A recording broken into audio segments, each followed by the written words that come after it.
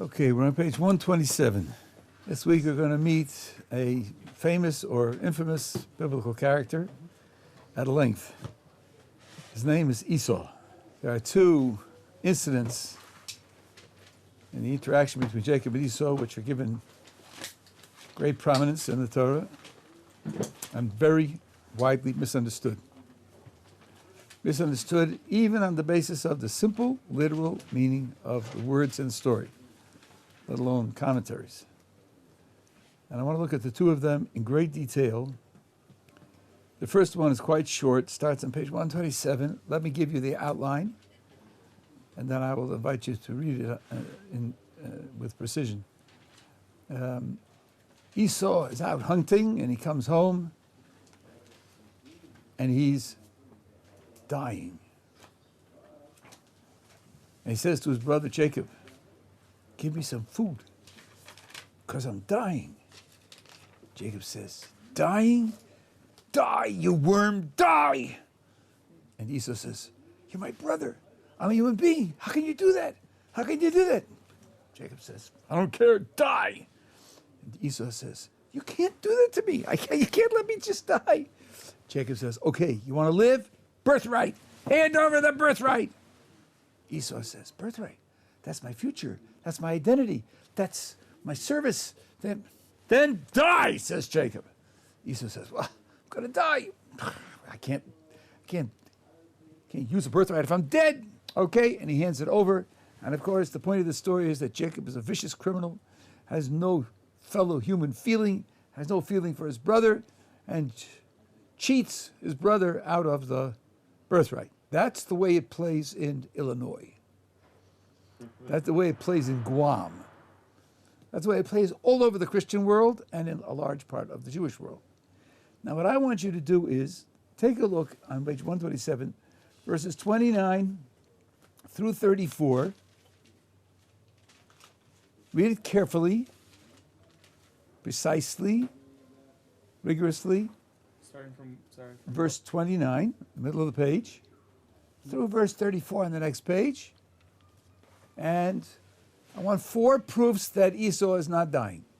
4 proofs in the literal text that Esau is in fact not dying, so that the scenario that I just painted for you is just a fantasy and has nothing to do with the text. Read the text carefully, literally, precisely, and show me 4 proofs that in fact Esau is not dying.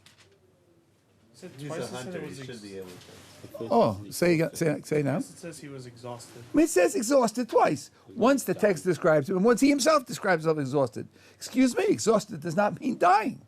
It just doesn't. Ayef in Hebrew means tired. All right, I'll give it to the translator to put a little emphasis on it and call it exhausted. Exhausted does not mean dying, period. It says that he ate and drank, got up and left. Yeah, it does sound like McDonald's, fast foods. He ate, drank, got up, and left. That does not sound like a person who's dying. A person who's dying needs time to recover. Doesn't just eat, drink, get up, and go. Good, that's 2. It says he spurned the birthright rather than he sold it to save his life. Very good. What does spurn mean? He rejected it. More than rejected, it means he kicked it away as of no value. He's spitting on it. Now, if you're dying, and the only way you can stay alive is to give up Q, no matter how big Q is, no matter how important Q is, it's worth giving it up to stay alive. One of the queens of England on her deathbed said, "My kingdom for another 5 minutes." So if he really gave up the birthright to stay alive, you can't capstone the story by saying he spurned the birthright. If he threw away the birthright instead of the trouble of fixing himself supper, that could be called spurning it. It's not worth the trouble of fixing supper to keep the birthright. But if it was a matter of life and death, you can't end the story that way. Good. What else? This requires just a little bit of subtlety. Read through and find me words that indicate that he's not dying. We have 3 proofs so far. Well, let's try it the opposite way. Do you see words there that might be read to contradict me? Well, yeah, it says, and Esau said, "Look, I am going to die." Okay, let's pick on that. Esau said, "Look, I'm going to die." Now, does that say that he's dying or not? Everyone's going to die. Okay, so literally speaking, the natural thought is everybody's going to die, right? But then one might wonder, why does he bother to say it? Now let me show you that in Hebrew this does not mean dying, because there's another word in Hebrew that means dying. And it's a word that's used in the book of Exodus. So it's not as if I'm quoting it from Haaretz or some other contemporary source. If you take a look on page 275, this is verse 21 at the top of the page. This is where Jacob initiates the blessing for all of his children.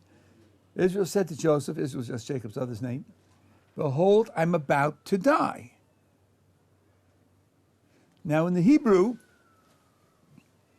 if you look at this end of the second line in the Hebrew, last two words, Hinei anochi, behold, I, mace. Those of you who know the Hebrew probably associate the word mace with dead. That's true. It very, very often means dead. But if a person says, I am mace, and then goes on to give a speech, he probably doesn't mean I'm dead. It means I'm dying. I'm in the process of dying. There's another such usage in the book of Genesis also. So there is a word for dying, and on page 127, Esau doesn't use it. He says, I'm going to die. So there are four proofs that Esau, in fact, is not dying. So the whole scenario that we created, that he's dying and his brother says to him, if you don't give me the birthright, you could die, is simply false. It's just not true. That's not what the story is describing. The story is describing someone who's exhausted, and the trade-off for the birthright is only, are you willing to spend the effort to make supper or not? I'll save you the trouble of making supper if you give me the birthright. And he said, let's see, supper, making supper a birthright? I'd much rather have a ready to eat supper than have the birthright. And he throws it away. Support for this comes on page 141, which is the middle of another story, which we will do in great detail. But I want to show you one little thing. This second story is about a blessing which should have gone, or was going to go to Esau, and Jacob got it. And when Esau finds out that he doesn't get the blessing, he's very, very angry. Top of the page, Esau is talking to his father, their father, Isaac. Esau says to Isaac, he, Jacob, took away my birthright, and see, now he took away my blessing. So Esau says to his father, my brother victimized me twice. Some time ago, he took away my birthright, and now he took away my blessing. Now look at verse 41 in the middle of the page. Read it carefully and tell me what you see. He doesn't even mention the birthright. Yeah. 41 gives me a peek into Esau's heart. Why does he hate Jacob? Because he stole the blessing. Because of the blessing. Doesn't even mention the birthright. Esau complains about both at the top of the page. That's Esau talking. 41 reports on his real mental state. He hates him because of the blessing. The birthright isn't even mentioned. Not even mentioned as a contributory cause. Esau didn't care a fig about the birthright. It meant nothing to him. That's why he was prepared to trade it for the trouble of having to fix supper. And Jacob knows it doesn't matter to him. So he gives him an opportunity to toss it off. And Esau obligingly tosses it off. Later, when he's outraged at losing the blessing and he's complaining to his father, he figures, I'll throw this one also. You know, if I can get him into worse trouble, I can do what I can. But in terms of his own feelings, he didn't care a fig for it. Are we together so far? Yeah. But just because it doesn't repeat it down below, why can't we infer that from the couple psukim above? The psukim above, the verse above, he says, Jacob cheated me twice. Yeah. The lower verse quotes only one out of the two. If the lower verse had simply said, Esau hated Jacob, then I would have inferred he hated him for both reasons. But he says A and B, and the verse says he hated him for A, is leaving out B. Leaving out B means that's not why he hated him. Okay. Now, I want to teach you a little piece of methodology. We have 4 proofs that he wasn't dying. And we have a proof that he didn't care about the birthright. Back on page 127, verse 32, Esau says, look, I'm going to die. Why does he say that? What's he trying to communicate? What's the purpose of it? He's not saying I'm dying. Now, somebody said, I don't know, it looks very funny. Why bother saying that? As he said, everybody's going to die, so why, say, look, 2 + 2 is 4, so therefore, you wouldn't do that.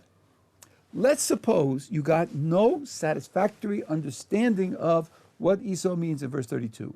That would not be a good enough reason to turn your back on 4 proofs that he's not dying, plus a proof he didn't care about the birthright. What you should say, if you can't explain 32, is, we can't explain 32, so we're left with an open question. We don't know what to do about it. But to turn around and say he really was dying, and going to die means dying, and all the other 3 proofs don't matter, and so forth and so on, is simply unjustified on the basis of the balance of the evidence. Even if we didn't have a way to explain 32, that would not be sufficient to overturn all the evidence that we have presented. Are we together? This is a question of intellectual standards. Now, the oral tradition presents it as follows.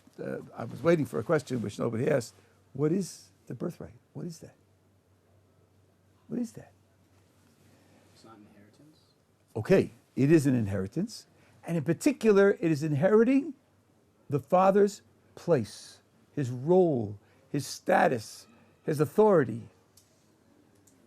In Jewish law, this is quite widely applied. The king dies, assuming that the oldest son of the king is worthy of being king, he gets it. High priest, the oldest son of the high priest, if he's worthy of it, gets it. If there's a tie between several people, he gets it. Maimonides rules, if a man is the inspector of weights and measures in the market, and he dies, his oldest son becomes the new inspector of weights and measures. Authority is inherited. What's inherited is the position of the father. When there's a monetary inheritance, the oldest son gets a double portion, which means if there are n sons, you divide the inheritance into n + 1 portions, and he gets 2 and everybody else gets 1. And the other sons are free to go, take their portion, do as they please. Who is Isaac? What is Isaac? What is his position? Isaac inherited and added to a whole community of people. Abraham and Sarah converted thousands of people to their belief system, to their value system, to monotheism. And Isaac inherited being the director of that community. And Esau, being the firstborn, is slated to inherit that as well. That's exactly what Esau doesn't want. That's what he doesn't want. That's worse than an albatross around his neck. He's a hunter. He wants the freedom to do as he pleases. He doesn't want to have gigantic social responsibilities. So he says, I'm going to die. And for me, death is the end. That's my horizon. I'm living my life to get the most out of it until I die. Beyond that, nothing interests me. That's why the birthright is of no use to me. It's no use to me because, as far as my life in this world is concerned, it simply kills all my hopes, all my aspirations, and all my pleasures. That's a way of understanding what Esau says. Now, those of you with me know that I distinguish between what you can deduce and what you can explain from a verse. A deduction is forced by logic that it must be so. An explanation could be several different explanations, competing explanations. This is not a deduction. What I showed you before is a deduction. This is an explanation.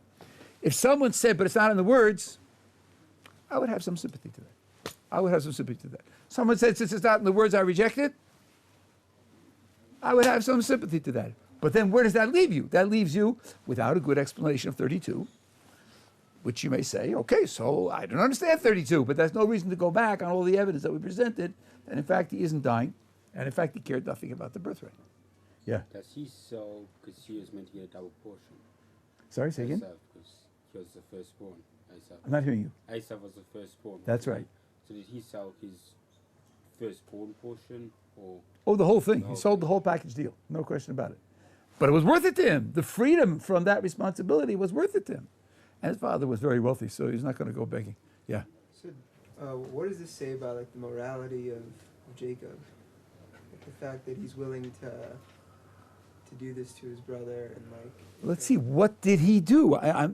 Your words would be very focused and applicable if you were going with the false scenario that he was really dying and he cheated him and didn't want to save his life. But when you realize that all he did was he said, I have already set supper, and I'm willing to save you the trouble of fixing supper if you give me the birthright. And Esau voluntarily gives over the birthright. What should that say about his morality? Yeah, but they're brothers. They live in the same household. Yes. You know, over a matter of food, where families already share, selling your birthright, and then going on to steal. He actually did he not steal the blessing? Well, we'll see that. We'll read it inside. Don't go with how it goes in Iowa and Illinois and Guam. You know, I mean, that story is just as poorly understood as this one, right? If it's a voluntary transaction, and Esau does it voluntarily, he doesn't express any regret whatsoever. So I don't see any reason to think that he's victimized. Indeed, in a certain sense, Jacob is giving him an opportunity. He doesn't want the birthright. He gives him an opportunity to unload something that he doesn't want. I can't see that he's being victimized at all. That's just taking the verses literally, strictly. Are we together? Yes. So does the Illinois and Guam interpretation lose its weight because it then can't further explain what 32 is talking about? No, I think what happens in Illinois and Guam is they look at 32 and they don't pay attention to the difference between I'm going to die and I'm dying. They take I'm going to die as an expression that I'm dying. And then they say he's dying and then he's a gigantic victim. And that is simply inconsistent with the text. Yeah. Is that because they don't have the Hebrew? No, I did this in English. I did not appeal to the Hebrew. Someone asked about the Christian translations. I don't know. I have not looked up the Christian translations. But if you translate ayef as dying, that's just not Hebrew. It's just not Hebrew. But it said, I looked in the Hebrew, it says, I'm going to die, and it uses mace, too. Holech, no, it doesn't. Holech lamus. Holech lamus. Lamus is the infinitive, to die. I'm going to die, yeah. Right. But that's perfectly literal translation. The English is perfectly good there. And as was pointed out, everybody's going to die. So what they do in Illinois and Guam is they say, why would a person say he's going to die when everybody's going to die? He must mean that he's dying at the moment. What they don't know is that on page 275, this book has a word for dying. If he doesn't use that word, it's very hard to say that that's what he meant. And there's another place in Genesis where it also uses that word when Rachel dies.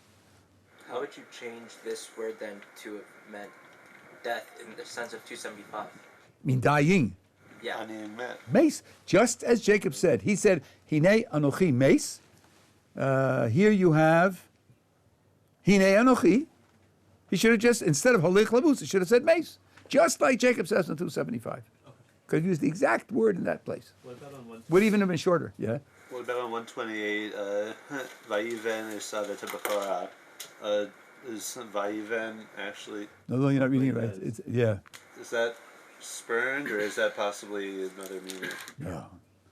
Like in modern Hebrew, you write booze. Booze means it's disgusting or degraded. And Vayivez means to spurn, to kick away as of no value, to throw it away. Right? I mean, that's a very strong statement. And what you see on 141 is that's literally true because he doesn't care anything about it.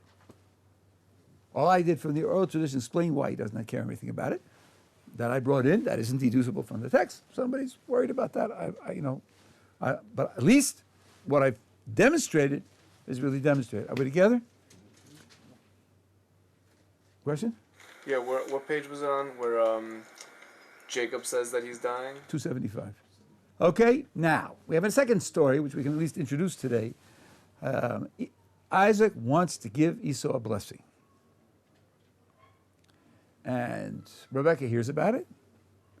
And she tells Jacob, I want you to go in and impersonate your older brother and get the blessing. And he does that. And of course, when Esau finds out about it, he's very, very angry. You could hardly imagine how angry he is. And there's a whole big blow up. So the question, and of course here also in Illinois and Guam, here again is Jacob stealing what belongs to his brother and the whole thing. This is a longer story and it requires more thought, more emphasis. I want to take you through the story. I don't think we'll do more than that today. We'll just read the story and we'll note some things that need explanation, but hold off hold off speculating as to how to understand it until tomorrow. It's intellectually helpful technique to survey all the evidence before you start speculating. Because if you speculate when you've only seen half the evidence, you become prejudiced against how you interpret the rest of the evidence. Let's start on page 133. This is an introduction to the story, but it's a piece of background which is quite important. At the bottom of the page, verse 34. When Esau was 40 years old, he took as a wife Yehudis, daughter of Be'eri the Hittite, and Bosmas, daughter of Elon the Hittite, 2 Hittite girls, and they were a source of spiritual rebellion, which is okay as a translation. Or if you'd like a more literal translation, it's bitterness of spirit to Isaac and to Rebekah. Now, let's just ask a few background questions. Esau got married. Did he consult with his parents before he conducted these marriages or not? Let's say he didn't consult with his parents. Does that indicate a close, sharing, united relationship? Doesn't sound like it. He did ask, but then what did they answer him? They said no, and he did it anyway? What does that say? They said yes, 2 Hittite women who were a source of bitterness of spirit or spiritual rebellion. Something funny is going on here. And notice that the father is mentioned first. They're a source of spiritual rebellion or bitterness of spirit to Isaac and to Rebekah. So keep that in the background as we go through the rest of the story. Okay, 135. Came to pass when Isaac had become old, his eyes dimmed from seeing. He summoned Esau, his oldest son. He said to him, my son. He said to him, here I am. For those of you here before, you know here I am means I'm ready to do your will. And he said, see now I have aged. I know not the day of my death. Now sharpen, if you please, your gear, your sword, and your bow. Go out to the field, hunt game for me, then make me delicacies such as I love. Bring it to me, and I will eat, so that my soul may bless you before I die. This is an after-lunch blessing. After lunch. Now, I have to assume that you don't know this, but this is unique in the entire Tanakh. Never before or afterwards is a blessing slated for after lunch. So we will have to understand why lunch is the necessary prelude to this blessing. And if for some reason or other lunch is a necessary prelude, there are flocks of animals right outside the tent flap. And why should Esau cook it? Esau isn't the cook, he's a hunter. Rebekah's the cook. He should have told him, take an animal, give it to your mother, slaughter it and give it to your mother and let her prepare me lunch so that I can bless you after lunch. No, what is described here is a total Esau production. He can't even take prepared weapons. He can't even take prepared weapons. He's got to prepare his weapons and go hunting and hunt the animal and then bring it back and slaughter it. And he has to cook it and prepare it and bring it and feed it to his father. And only then can he give him a blessing. I mean, that needs some explanation. Why it has to be set up that way. Good. That's one thing. Now, Rebekah was listening as Isaac spoke to Esau, his son. And Esau went to the field to hunt game to bring. Okay, he got his instructions. He goes. Now I can't go with pluperfect here. Rebekah said to Jacob her son, saying, behold, I heard your father speaking to your brother Esau, saying, bring me some game and make me delicacies to eat, and I will bless you in the presence of Hashem before my death. What did she just add? In the presence of Hashem. Isaac didn't say that. Isaac didn't say that. So why is she putting that in? I'll have to answer that as well tomorrow. So now, my son, heed my voice to that which I command you. She's laying it on thick. Heed, of course, that's another word. The translation here uses words from ancient England. To heed in the Hebrew here, it means to obey. The Hebrew means obey. Obey my voice to that which I command you.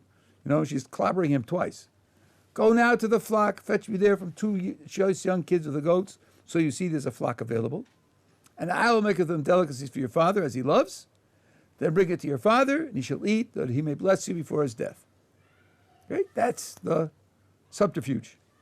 Esau's gone to hunt. While he's gone, you're going to go in and get it. Jacob replied to Rebekah, his mother, behold, it means but the literal Hebrew is, behold, my brother Esau is a hairy man, and I am a smooth-skinned man. Perhaps my father will feel me, and I shall be as a mocker in his eyes. I will thus bring upon myself a curse rather than a blessing.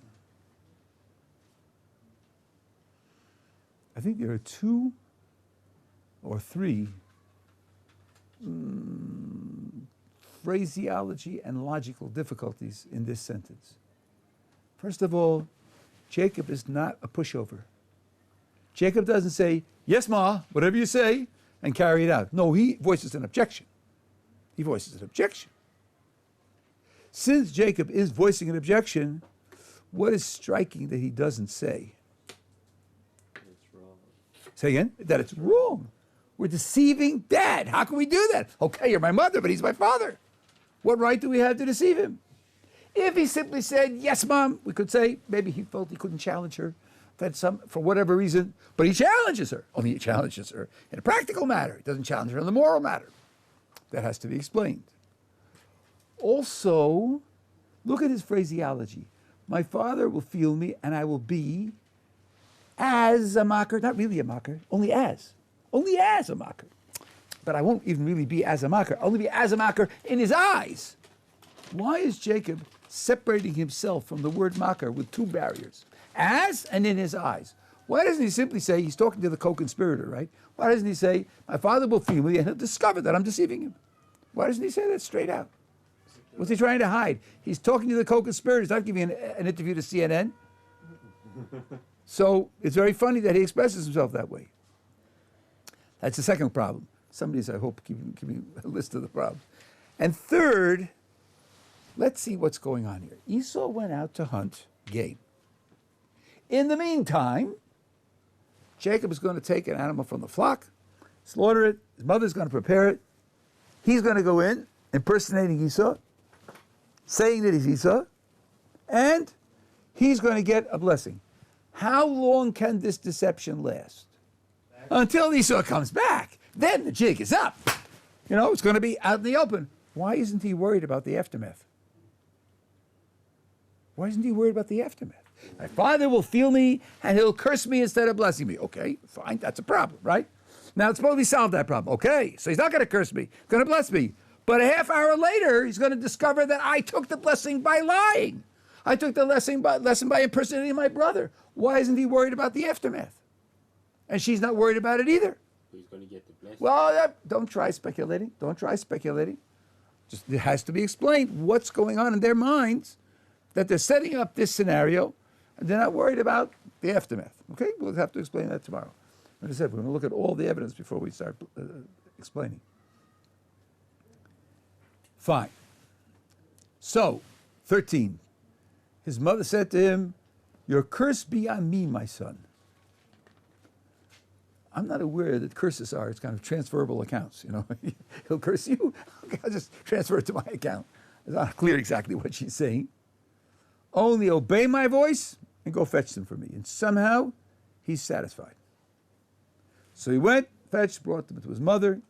And his mother made delicacies as his father loved.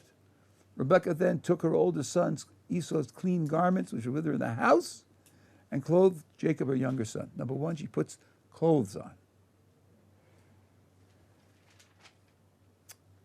We're dealing with Isaac when he's blind. Now, the text does not make it clear how long he's been blind, but you probably know that when people go blind, their other senses become sharper. Sense of hearing becomes sharper, sense of smell becomes sharper. So maybe that's what she has in mind. If he's wearing Esau's garments, the aroma of the garments will help disguise him. With the skins of goat kids, she covered his arms, a smooth skin neck, so his neck will not be smooth. You're worried, Jacob, that he's going to feel you? Okay. We'll make it not feel like the way your skin should feel.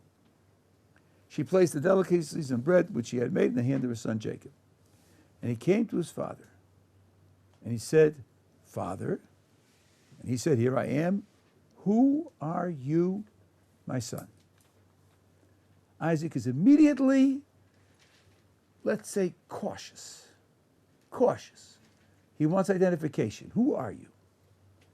Jacob said to his father, It is I, Esau, your firstborn. I have done as you told me. Rise up, please, sit and eat of my game, that your soul may bless me. Now, I'm just going to mention a footnote. We'll talk about this in detail tomorrow.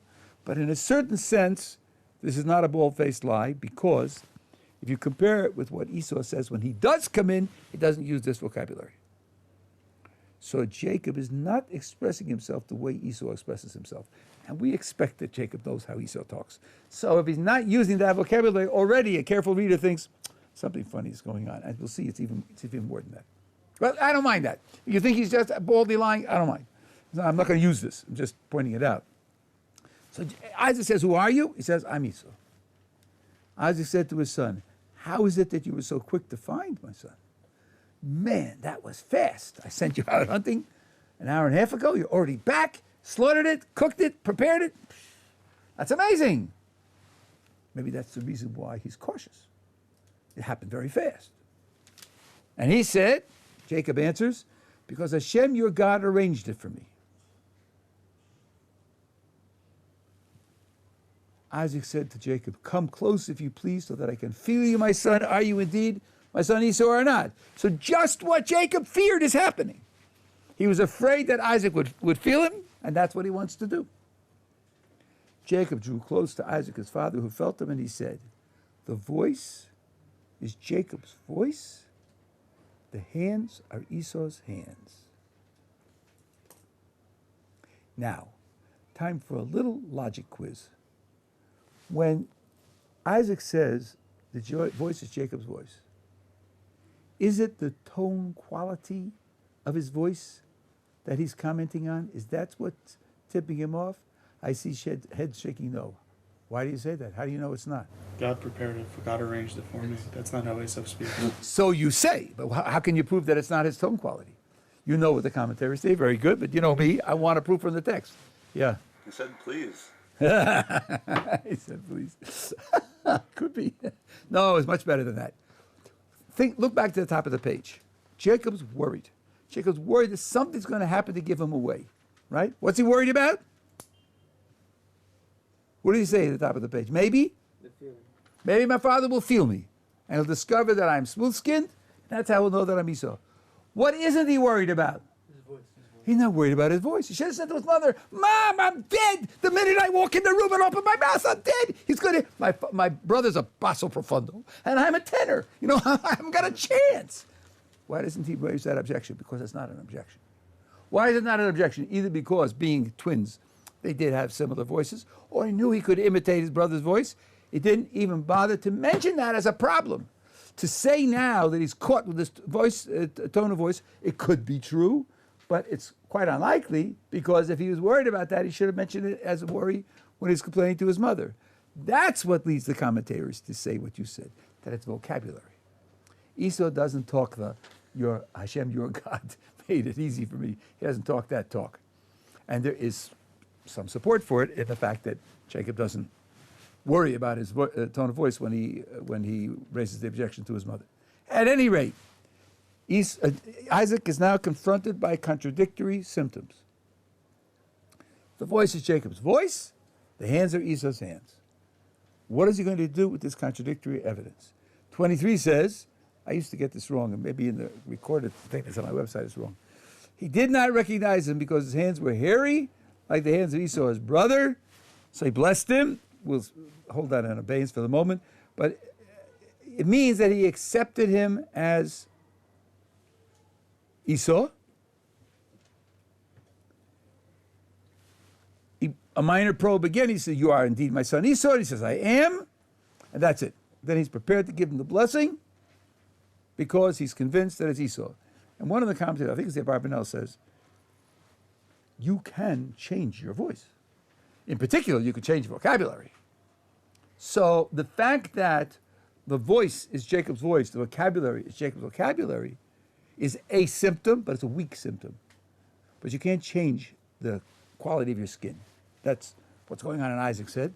You're not going to change the quality of your skin. So the fact that he isn't smooth-skinned like Jacob is a much stronger piece of evidence than the vocabulary of speech. And therefore, I'm going to go with the way he feels and give him the blessing because he is my son Esau. The so he blessed him in 23 is not it's a separate thing altogether. Maybe I'll talk about it tomorrow because the blessing is coming up. So now he says in 25, serve me, let me eat my son's game, that my soul may bless you. This was the after lunch blessing. So let's have lunch. So he served him and ate. He brought him wine and he drank. His father Isaac said to him, come close if you please and kiss me, my son. Kiss and smell. So he drew close and kissed him, and he smelled the fragrance of his garments. See how smart Rebekah was? Comes close and kisses him, and he smelled the fragrance of the garments. They're Esau's garments, because she took Esau's garments that were there in the house and put them on Jacob. Isaac now smells it, and he smells Esau's garments. Yeah. It says in 15 that she fetched clean garments, and if Esau had just hunted, killed, and dragged back an animal, like, what are the odds that they'd be clean? And I'm looking. Wait one second. The answer to that is very simple. He wouldn't serve his father in the hunting garments. He would change his garments to come in and serve his father. He wouldn't come in with dirty, bloody, sweaty clothes. He would take the clean garments that are with his mother in his house. That's exactly what he would use. What would be proof for that? Sorry? What would be proof for that? Proof for what? That he wouldn't serve his father in the hunting garments. Because I mean, no, we take that as an elementary matter of decency. When the service of the Kohanim is described and they talk about changing their clothes, I say, go to your local governor and serve him that way. Will he accept you? No, of course not. So here's for his father. And certainly, if all of, Isaac has to go and it's the smell of the clothes, then that's what he'll say, right? He doesn't need any more than that to justify it. So Rebecca was, very clever in that respect. So now, oh boy, I'm not even going to get through it once. So I want to make one more point. We'll finish the first time through it tomorrow. So he drew close and kissed him. He says, see the fragrance of my son, the fragrance of the field of Hashem is blessed. And here comes the blessing. 28 and 29 is the blessing. Watch this carefully. Categorize it as we go through in your minds. And may God give you of the dew of the heavens and of the fatness of the earth and abundant grain and wine. Peoples will serve you. Regimes will prostrate themselves to you. Be a lord to your kinsmen, little l. And your mother's sons will prostrate themselves to you. Cursed be those who curse you, and blessed be those who bless you. Okay, one by one. 28. I'm going to read it again. In one word, tell me what the content of the blessing is. May God give you the dew of heavens, the fatness of the earth, and abundant grain and wine. In one word, that's? earthly food.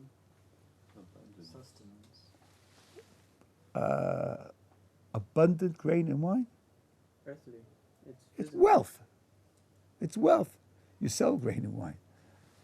Israel exported olive oil and wine to the whole Middle East. That's wealth.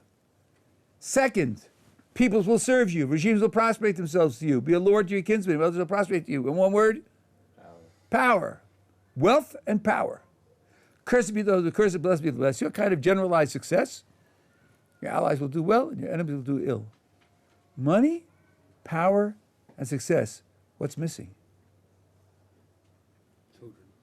How about being the third patriarch, being the ancestor of the Jewish people, being the one who inherits the land of Israel? What about all of that? All of that is missing. Now, if you just came in today and you've only seen this piece of passage of the text, you may say, well, maybe that's not part of a blessing. Maybe you can't give it as a blessing, and so on and so on. You'll see that it's givable as a blessing, and someone will get it by the end of the parsha. We'll read about it, right? But as of now, one has to ask, this is the blessing. Isaac thinks he's talking to Esau. Isaac thinks he's talking to Esau, and he's giving the blessing he prepared for Esau. Money, power, and success, and that's all. We'll have to understand, what's Isaac's state of mind? How does he look at the world? How does he look at his two sons? If this is what he prepared for Esau. Okay? All this needs to be examined, and more as we'll go through the rest of the text tomorrow. If he had kavanah for blessing on Esau, so now he's giving with kavanah, he's giving it to Yaakov. He doesn't know it's Jacob. But he has kavanah for Esau, so now it's like invalid. Okay, so that's the natural reaction. You know, he thinks he's talking to Esau. He's intending to talk to Esau. Jacob is deceiving him. What kind of blessing is that? Does that blessing have any validity? Yeah. Well, yes or no. I mean, but that's the right question to ask. If it does have validity, why and how, and you know, how do we explain it? It does seem funny, you know. Usually, when a person makes a gift, the gift is only valid if it goes to where he intends it to go. Yeah. I just have one more comment about whether Isaac actually thinks he's talking to Esau, Jacob. So he said that he got the goat's skin and he put it on his arms and his neck. Yeah. And it specifies neck. Yeah. But he also says, like, draw close and kiss me. Right. So maybe, like, you know, like, Esau must have been very hairy facially, too. So that might have been, like, a way to determine, like, who it really was. He would feel his facial hair, feel his lips. I have no reason to say. I mean, he felt him, and he said the skin is Esau's skin. Yeah, That's what he said. He said, felt his arms. right, but he didn't ask for a kiss at that time. And when he kisses him, he says, "See, the fragrance of my son is the fragrance of a field that Hashem has blessed." Esau is defined in an earlier verse, which we'll see tomorrow, Hashem, as a man of the field. So he's identifying him as Esau. But he could be thinking differently than what he's saying. But then he shouldn't give it. If he took such efforts to discover who it is, he tried to discover who it is, so it means if it's Jacob, I don't want to give it. And by the way, if a person is blind and he doesn't know who's standing in front of him, isn't there a simple, foolproof way to find out?